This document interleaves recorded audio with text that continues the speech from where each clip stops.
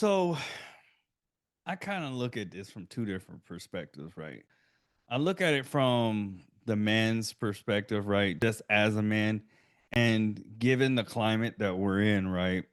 Yeah. Where um it seems like every other week there's something that comes up that, you know, if a man does, he's either a bum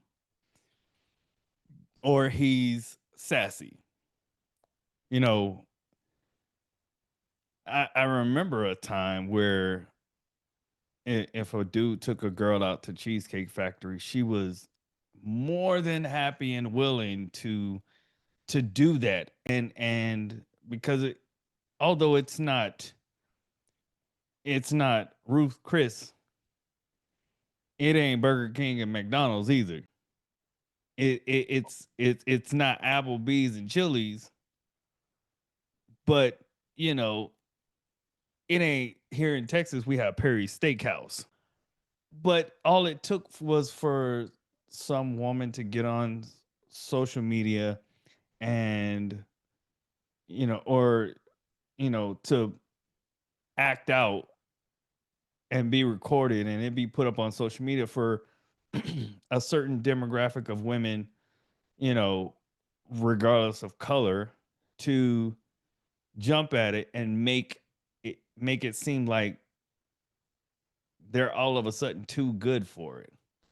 Now, granted, that has died down to some degree, but now it's something else, right?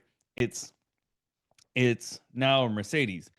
And the interesting thing that about it is that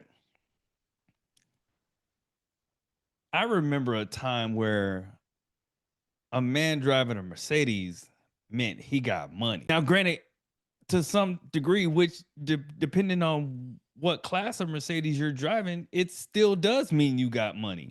Granted, they've introduced like the C classes and I guess now the A classes. I'm not a Mercedes guy. Um, that are more affordable for people, but Yes, sir. now that's not good enough. And is it and I would question, right? The question that comes to my mind is it because women have, you know, up their financial status and they can afford these things and they too like elegant cars that because they're the ones who are driving it, it now makes it feminine?